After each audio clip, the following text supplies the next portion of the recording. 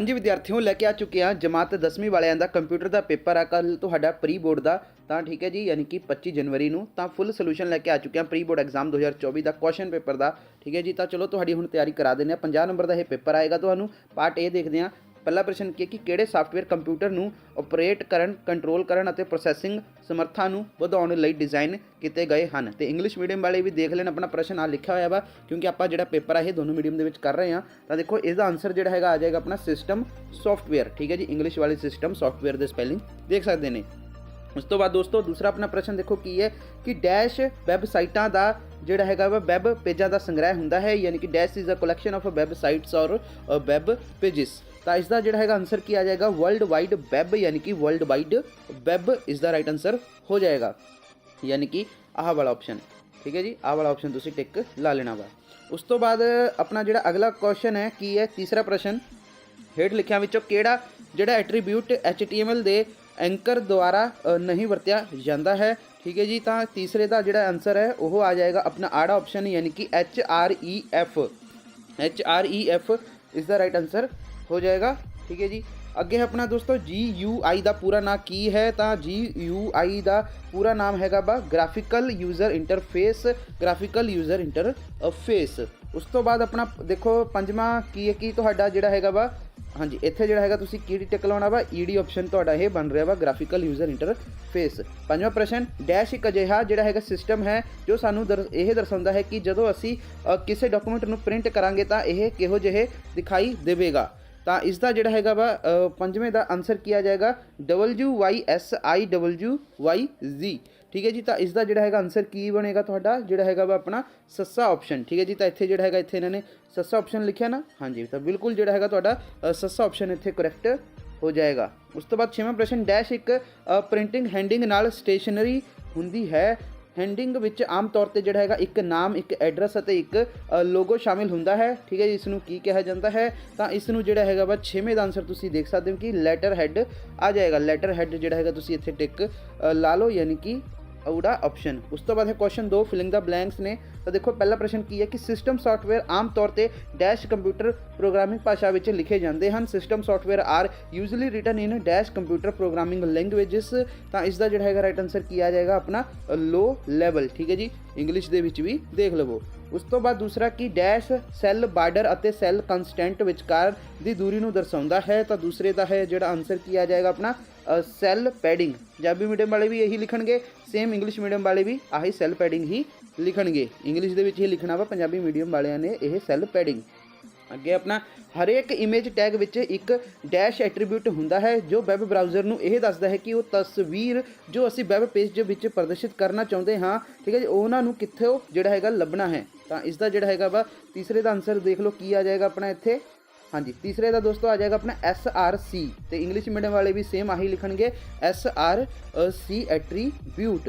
ठीक है जी, तो इत्थे जिहड़ा हैगा SRC एट्रीब्यूट आ जाएगा। अगे है अपना चौथा प्रश्न डैश एक अजिहा प्रोग्राम है। ठीक है जी, जो यूज़र और कंप्यूटर हार्डवेयर विचकार एक इंटरफेस के तौर पर काम करता है। तो चौथे का दोस्तों किया जाएगा ऑपरेटिंग सिस्टम। ठीक है जी, ऑपरेटिंग सिस्टम इससे राइट आंसर हो जाएगा। उस तो बाद अपना पंजवां प्रश्न है कंप्यूटर और सॉफ्टवेयर की वरतों करते हुए विचारां आइडियाज़ और जानकारी यानी कि इन्फॉर्मेशन विजुअल डिस्पले बनाना डैश अखवाउंदा है। तो पंजवें का है जोड़ा किया जाएगा आंसर अपना, हाँ जी, तो डेस्कटॉप पब्लिशिंग। तो डेस्कटॉप पब्लिशिंग इसका राइट आंसर आ जाएगा, यानी कि बई जोड़ा है तुहाडा इत्थे कंप्यूटर और सॉफ्टवेयर की वरतों करते हुए जो अपने आइडियाज़ होंगे या इन्फॉर्मेशन होंगे उन्होंने विजुअल डिस्पले बनाना दोस्तों की है डेस्कटॉपिंग पब्लिशिंग अखवाउंदा है। उस तो बाद छेवां प्रश्न कि बई एक रिज्यूम साडी जिहड़ी हैगी है डैश काम ते इतिहास जिहड़ा हैगा दोस्तों हाँ वर्क हिस्टरी प्रमाण पत्र और होर प्राप्तियां और हुनरां दा जिहड़ा हैगा सारांश प्रदान करता है। इसी तरह इंग्लिश मीडियम का थले लिखा हुआ देख लो। तो यदा आंसर दोस्तों किया जाएगा अपना सिक्ख्या। ठीक है, यानी कि एजुकेशन शो करती है।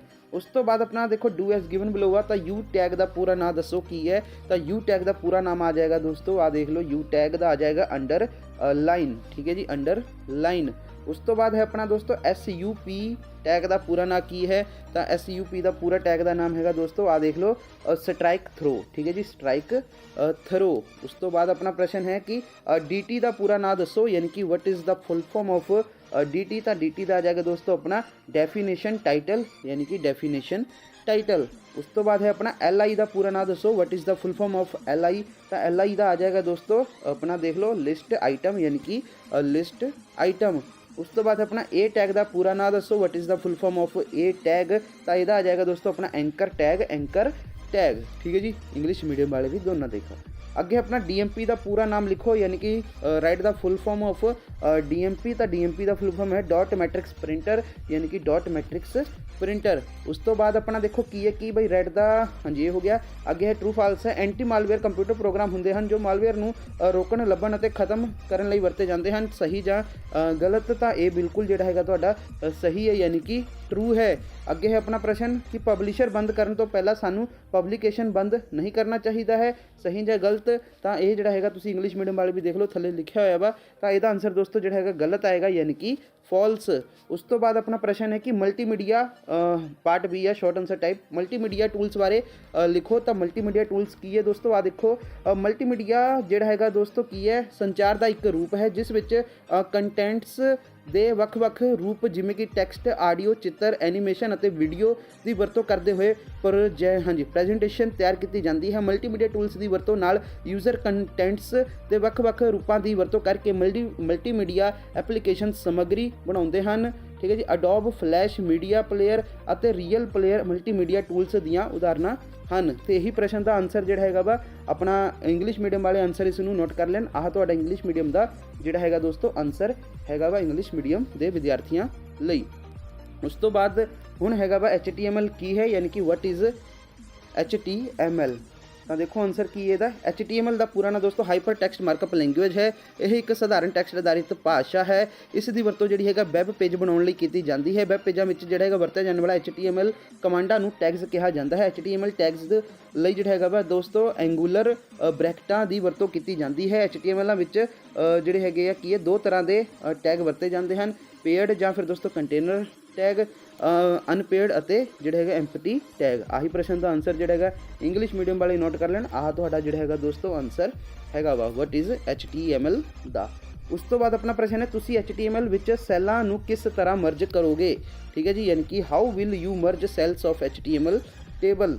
ਤਾਂ ਦੇਖੋ ਆਨਸਰ ਇਹਦਾ ਕੀ ਹੈ ਕਿ ਬਈ ਸੈੱਲਾਂ ਨੂੰ ਮਰਜ ਕਰਨ ਤੋਂ ਭਾਵ ਹੈ ਜਦੋਂ ਦੋ ਜਾਂ ਫਿਰ ਦੋ ਤੋਂ ਵੱਧ ਸੈੱਲਾਂ ਨੂੰ ਮਿਲਾ ਕੇ ਇੱਕ ਸੈੱਲ ਬਣਾਉਣਾ। HTML ਟੇਬਲ ਵਿੱਚ ਸੈੱਲਾਂ ਨੂੰ ਮਿਲਾਉਣ ਲਈ ਜਿਹੜਾ ਹੈਗਾ ਕਾਲਸਪੈਨ ਅਤੇ ਰੋਸਪੈਨ ਐਟਰੀਬਿਊਟ ਦੀ ਜਿਹੜੀ ਹੈਗਾ ਵਰਤੋਂ ਕੀਤੀ ਜਾਂਦੀ ਹੈ। ਇਹਨਾਂ ਐਟਰੀਬਿਊਟ ਦੀ ਵਰਤੋਂ TD ਟੈਗ ਜਾਂ ਫਿਰ ਦੋਸਤੋ TH ਟੈਗ ਵਿੱਚ ਕੀਤੀ ਜਾਂਦੀ ਹੈ। ਕਾਲਸਪੈਨ ਦਾ ਦੇਖੋ ਕੀ ਹੈ, ਇਹ ਦੋ ਜਾਂ ਫਿਰ ਦੋ ਤੋਂ ਵੱਧ ਕਾਲਮਾਂ ਦੇ ਸੈੱਲਾਂ ਨੂੰ ਮਰਜ ਕਰਨ ਲਈ ਵਰਤਿਆ ਜਾਂਦਾ ਹੈ। ਉਦਾਹਰਨ ਦੇ ਲਈ ਦੋਸਤੋ TD ਕਾਲਸਪੈਨ ਇਜ਼ ਇਕੁਅਲ ਟੂ 2। ਠੀਕ ਹੈ ਜੀ, ਤੇ ਅੱਗੇ ਹੈ ਰੋਸਪੈਨ ਤਾਂ ਦੋਸਤੋ ਇਹ ਦੋ ਜਾਂ ਫਿਰ ਦੋ ਤੋਂ ਵੱਧ ਰੋਜ਼ ਦੇ ਸੈੱਲਾਂ ਨੂੰ ਮਰਜ ਕਰਨ ਲਈ ਵਰਤਿਆ ਜਾਂਦਾ ਹੈ। ਉਦਾਹਰਨ ਦੇ ਲਈ ਦੋਸਤੋ TD ਰੋਸਪੈਨ ਇਜ਼ ਇਕੁਅਲ ਟੂ 2। ਤਾਂ ਇਹ ਤੁਹਾਡਾ ਆਨਸਰ ਹੋ ਗਿਆ। ਆਹੀ ਪ੍ਰਸ਼ਨ ਦਾ ਆਨਸਰ ਜਿਹੜਾ ਹੈਗਾ ਵਾ ਇੰਗਲਿਸ਼ ਮੀਡੀਅਮ ਵਾਲੇ ਆਪਣਾ ਦੇਖ ਲੈਣ। ਆਹ ਤੁਹਾਡਾ ਜਿਹੜਾ ਹੈਗਾ ਦੋਸਤੋ ਆਨਸਰ ਹੈਗਾ ਵਾ। ਠੀਕ ਹੈ ਜੀ, ਆਹ ਇੰਗਲਿਸ਼ ਮੀਡੀਅਮ ਵਾਲਿਆਂ ਦਾ। ਉਸ ਤੋਂ ਬਾਅਦ ਆਪਣਾ ਪ੍ਰਸ਼ਨ ਹੈ ਕਿ ਡੈਫੀਨੇਸ਼ਨ ਲਿਸਟ ਕੀ ਹੁੰਦੀ ਹੈ, ਯਾਨੀ ਕਿ ਵਟ ਇਜ਼ ਡੈਫੀਨੇਸ਼ਨ ਲਿਸਟ। ਤਾਂ ਦੇਖੋ ਆਨਸਰ ਕੀ ਹੈ। ਡੈਫੀਨੇਸ਼ਨ ਲਿਸਟ ਨੂੰ ਜਿਹੜਾ ਹੈਗਾ ਦੋਸਤੋ ਡਿਸਕ੍ਰਿਪਸ਼ਨ ਲਿਸਟ ਵੀ ਕਿਹਾ ਜਾਂਦਾ ਹੈ। ਇਹ ਆਈਟਮਾਂ ਦੀ ਉਹ ਲਿਸਟ ਹੁੰਦੀ ਹੈ ਜਿਸ ਵਿੱਚ ਹਰੇਕ ਆਈਟਮਾਂ ਜਾਂ ਫਿਰ ਸ਼ਬਦ ਦਾ ਵਰਣਨ ਜਾਂ ਪਰਿਭਾਸ਼ਾ ਦਿੱਤੀ ਗਈ ਹੁੰਦੀ ਹੈ। ਠੀਕ ਹੈ ਜੀ, ਇਸ ਲਿਸਟ ਵਿੱਚ ਆਈਟਮਾਂ ਨੂੰ ਜਿਹੜਾ ਹੈਗਾ ਡਿਕਸ਼ਨਰੀ ਵਾਂਗ ਸੂਚੀਬੱਧ ਕੀਤਾ ਗਿਆ ਹੁੰਦਾ ਹੈ। HTML ਵਿੱਚ ਡੈਫੀਨੇਸ਼ਨ ਲਿਸਟ ਬਣਾਉਣ ਲਈ DL ਟੈਗ ਦੀ ਵਰਤੋਂ ਕੀਤੀ ਜਾਂਦੀ ਹੈ। ਡੈਫੀਨੇਸ਼ਨ ਲਿਸਟ ਵਿੱਚ ਹਰੇਕ ਲਿਸਟ ਆਈਟਮ ਵਿੱਚ ਦੋ ਐਟਰੀਬਿਊਟ ਹੁੰਦੀਆਂ ਹਨ, ਡੈਫੀਨੇਸ਼ਨ, ਟਾਈਟਲ, ਡਾਟਾ ਟਰਮ। ਇਸ ਲਈ ਜਿਹੜਾ ਹੈਗਾ DT ਟੈਗ ਦੀ ਵਰਤੋਂ ਕੀਤੀ ਜਾਂਦੀ ਹੈ। ਡੈਫੀਨੇਸ਼ਨ ਡਿਸਕ੍ਰਿਪਸ਼ਨ यानी कि डाटा डेफिनेशन। ठीक है जी, इस लिए जो है DD टैग की जी वरतों की जाती है। तो यही प्रश्न का आंसर जो है इंग्लिश मीडियम वाले अपने विद्यार्थी नोट कर लें। आह तुहाडा जो है दोस्तों आंसर हैगा वा।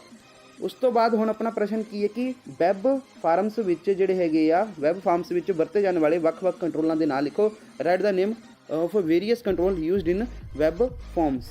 तो देखो आंसर की है। सब तो पहला यदा है वैब फॉर्म्स में वरते जाने वाले ਵੱਖ-ਵੱਖ कंट्रोलों के ना हेड दिते गए हैं, जिवें कि दोस्तों अपना text box control, text area control, password field control, check box control, radio button control.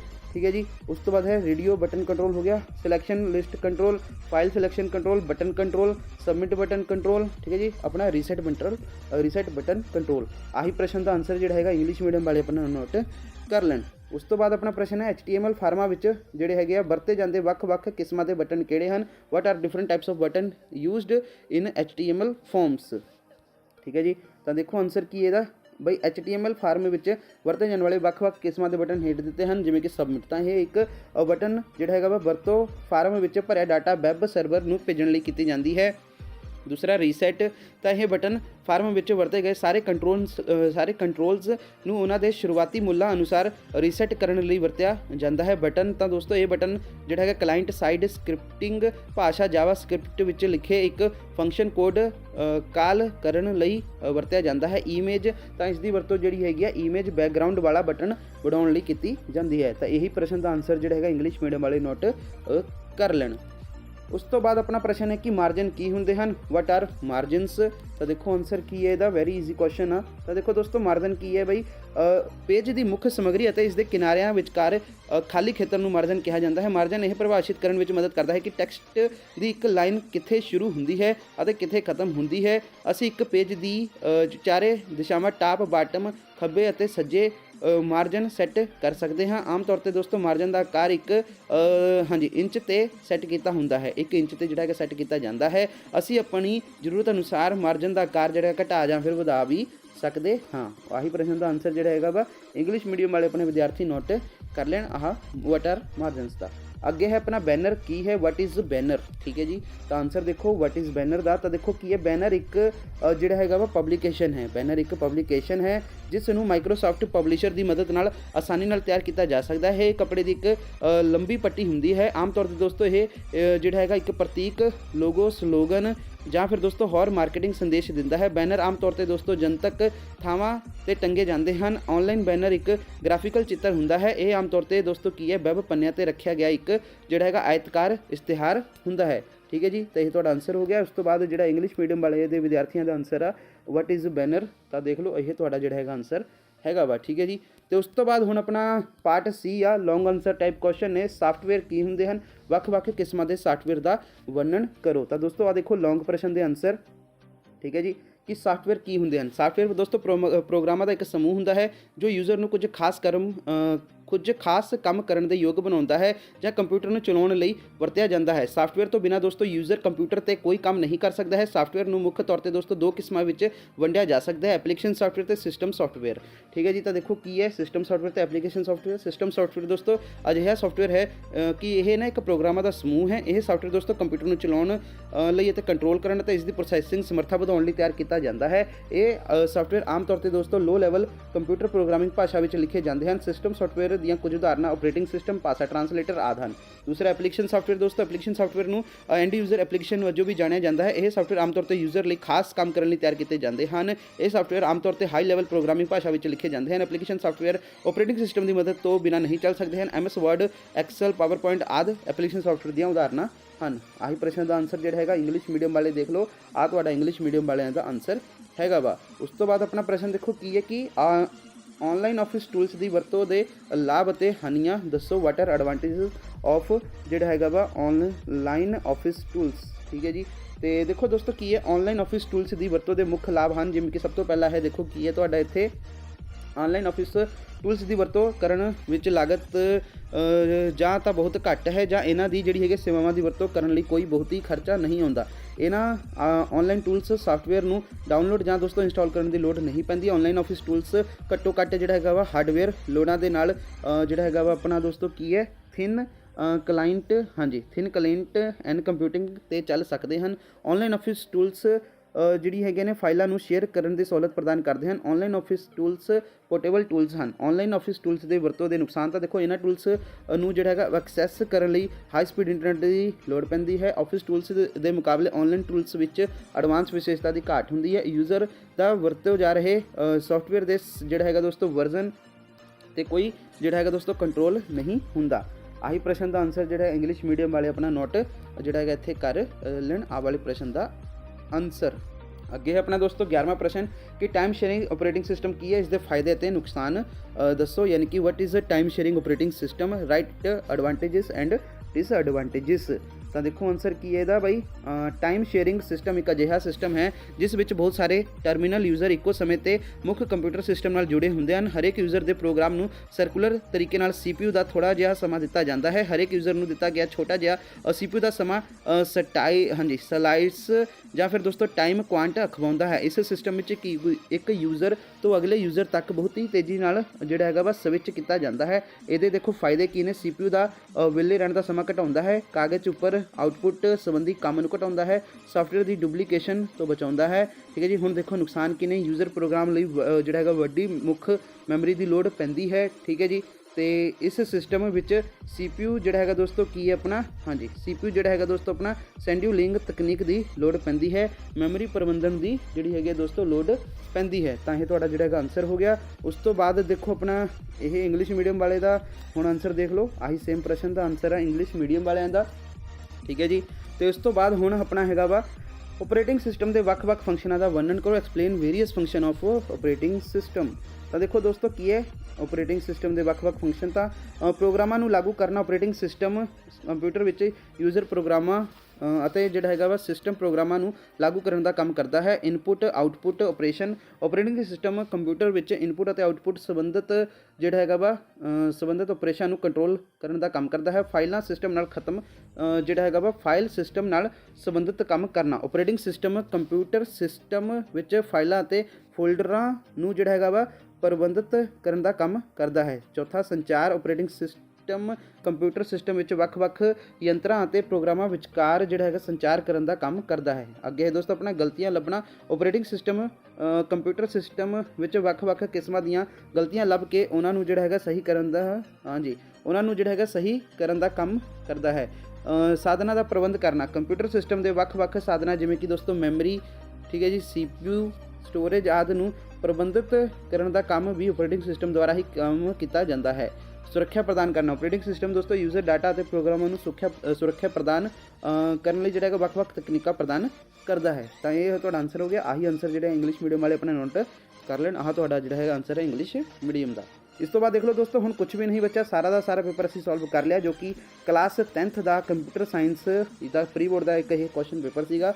ਆਲ ਦਾ ਬੈਸਟ ਤੁਹਾਡੇ ਐਗਜ਼ਾਮ ਦੇ